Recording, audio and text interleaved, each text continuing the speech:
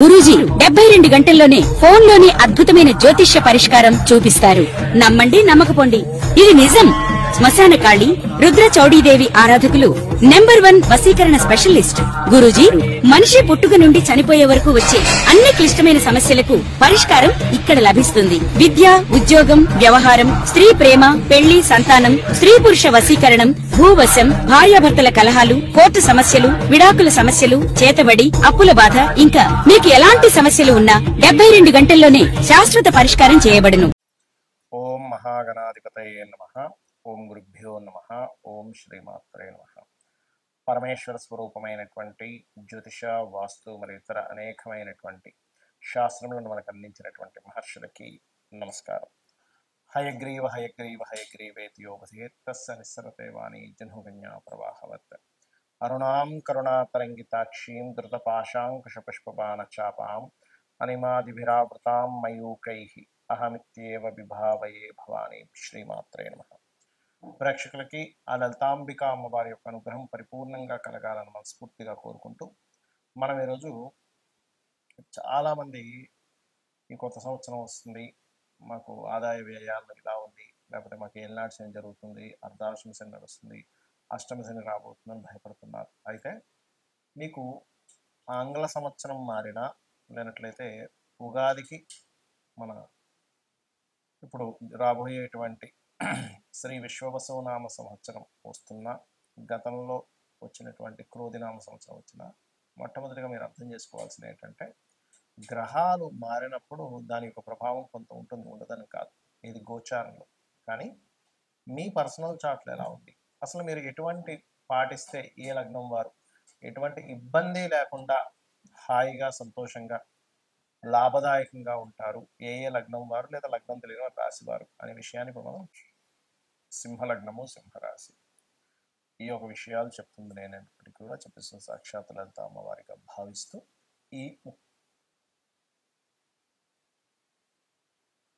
మఖా, పుబ్బ, ఉత్తర నక్షత్రాలు అంటే మఖా వారు సూర్య భగవానుడిని చూస్తూ గణపతిని ధ్యానం చేసుకున్నట్లయితే ఈ సంవత్సరం అంతా చక్కగా బాగుంటుంది. ఒక్క 15-20 నిమిషాలు చేయండి సరిపోతుంది. అలాగే పుబ్బా నక్షత్రం వారు సూర్యుని చూస్తూ ఓం భానుమండల మధ్యస్థ భైరవి భగవాన్యే నమః చేసుకోండి, లేదా శ్రీమాత్రే నమః అమ్మవారిని తలుచుకోవచ్చు ధ్యానం చేసుకుంటూ. అలాగే ఉత్తరా నక్షత్రం వారు ప్రత్యేకంగా ఓం సూర్యాయ నమః అనే నామస్మరణ అద్భుతంగా పనిచేస్తుంది మీకు. అలాగే మరొక విషయం ఏంటంటే, ఇక్కడ మీకు ప్రస్తుతం చాలామంది ఏంటంటే, ఏమండి అష్టమ శని ప్రారంభం అవుతుంది, ఏమవుతుందో ఏంటో ఒకటే చెప్తాను, గుర్తుపెట్టుకోండి. ఏ శని ప్రారంభమైనా మీరు గనక శ్రమ చేస్తూ పోస్ట్పోన్ చేయకుండా మీ పని మీరు చేసుకుంటూ వెళ్తే శని భగవానుడు సహకరిస్తాడు. ఇంకా గుర్తుపెట్టుకోండి, భయపడకండి దయచేసి. ఈ రాశి మారిపోతుందమ్మో, ఈ సంవత్సరం ఏమైపోతుంది, ఇట్లాంటి భయాలు పెట్టుకోకండి. అలాగే మీకు ఇంకొకటి ఏంటంటే, లగ్నం నుంచి 2వ స్థానంలో ఉండేటువంటి కేతువు లగ్నంలోకి వస్తున్నాడు, అంటే రాశిలోకి వస్తున్నాడు. దానివల్ల కాస్త ఆధ్యాత్మికమైన యోగం చాలా చక్కగా ఉంటుంది. అదేవిధంగా ఇక్కడ అష్టమ స్థానంలో అధిక గ్రహాలు రీసెర్చెస్ చేయడం ద్వారా, ఎందుకంటే మనకి షష్టగ్రహ కూటమైన పోయిన తర్వాత ప్రారంభం అవుతుంది కాబట్టి రీసెర్చెస్ ద్వారా కలిసి రావడం అనేటువంటిది ఉంటుంది. మరియు గురువు లాభంలోకి వస్తున్నాడు. ఎప్పుడైనా గురువు లాభంలోకి వచ్చినప్పుడు ఏమిటి ఫలితము అంటే, వివాహ సంబంధించిన విషయాలు సెట్ అవ్వడం, సప్తమాన్ని చూస్తాడుగా. అలాగే ఏదైనా కొత్త అగ్రిమెంట్స్ గతంలో ఎప్పటి నుంచో పలానా ప్రారంభించాలనుకునేది అవ్వట్లేదు అనుకునేది కాస్త ప్రారంభం అవ్వడము, ఇటువంటి ఫలితాలు సింహం వారికి కలుగుతాయి. ఇక మీరు నిత్యము చేయవలసింది, సింహరాశి వారందరూ కూడా దత్తాత్రేయుని, దక్షిణామూర్తిని మీరు ఎంత ఆరాధన చేసినట్లయితే అన్ని విధాల మీకు బాగుండడం జరుగుతుంది. అదేవిధంగా కాస్త ఎప్పుడైనా లగ్నంలో కేతు సంచారం జరిగేటప్పుడు, సప్తమంలో రాహు సంచారం జరిగేటప్పుడు మీరు వివాహ సంబంధించినటువంటి విషయాలు ప్రధానంగా మీరు విదేశీ సంబంధాలు, చాలామంది చూడండి, ఏమండి మాకు పెళ్లి సంబంధాలు చూస్తున్నాము కానీ అన్ని విదేశీ సంబంధాలే వస్తున్నాయి, నార్మల్గా రావట్లేదని బాధపడుతూ ఉంటారు. ఏమి టెన్షన్ పడకండి. ఎందుకంటే ఇక్కడ ఎప్పుడైనా రాహు సప్తమంలో సంచరిస్తున్నా, మీ జన్మజాతకంలో రాహు సప్తమంలో ఉన్నా కాస్త విదేశీ సంబంధాలు ఎక్కువగా సెట్ అవుతాయి. కాబట్టి వాటిని మనం యాక్సెప్ట్ చేయగలగాలి. ఇది ముఖ్యంగా అర్థం చేసుకోండి. ఏ లగ్నం వాళ్ళైనా, ఏ రాశి వారైనా సరే ఈ కొత్త సంవత్సరంలో బాగా కలిసి రావాలంటే కొన్ని సూత్రాలు పాటించండి. మీకు ప్రతిసారి ఎదురు చూస్తూ ఉంటారు, ఈ సంవత్సరం నుంచి బాగుంటుందేమో, ఇంకో సంవత్సరం నుంచి బాగుంటుంది, అవి ఇప్పటికైనా నా కష్టాలు పోతాయేమో ఎదురు చూడటం కాదు, కొన్ని పాటిస్తే ఖచ్చితంగా క్లియర్ అవుతాయి. ఏమిటవి అంటే, ఒకటి, ఈ గ్రహాల యొక్క ప్రభావం అంతా కూడా మన కర్మని ఆధారం చేసుకుని ప్రభావితం, అంటే అవి ప్రభావం చూపిస్తూ ఉంటాయి. అంటే మన కర్మ, పూర్వజన్మలో ఏ కర్మ చేశామో దాని ఆధారంగా. పూర్వజన్మ కర్మ తొలగాలి అంటే మనకు శాస్త్రాలు చెప్తున్నటువంటిది గంధము, గంధముతో భగవంతుని పూజించాలి. గంధం వల్ల పుణ్యం పెరుగుతుంది అంటారు. ఏమిటంటే గంధం వల్ల పుణ్యం పెరగడం ఏమిటి అంటే, ఇందులో బయటకు బాహ్యంగా కనబడేటువంటిది మనకి గంధం అరగవామి చక్కగా మనం లం పృథ్వీ తత్వాత్మనే గంధం పరికల్పయామి అనేటివి మనం పూజ చేస్తూ ఉంటాం పంచోపచార పూజల్లో. కానీ ఇక్కడ దీని అర్థం ఏమిటంటే, గంధము దీనికి గురువు అధిపతి, గురువు జ్ఞానానికి అధిపతి, గుర్తుపెట్టుకోండి. అంటే మీకు గనక జ్ఞానం వచ్చినట్లయితే ఆటోమేటిక్గా పాపం తొలగిపోతుంది. మన శాస్త్రాలు కూడా ఇవే చెప్తున్నాయి, అంతే కదా. అంటే ఏమిటి, జ్ఞానయోగం చాలా గొప్పది అంటూ ఉంటుంది. అంటే నువ్వు జ్ఞానాన్ని సంపాదించుకో. గంధం ఎలా అయితే పూజ చేస్తావో గంధంతో పూజ చేయడం వల్ల జ్ఞానం పెరుగుతుంది. అంటే మనకి విచక్షణ పెరుగుతుంది, మనం ఏం చేస్తున్నాం ఏం చేయట్లేదు.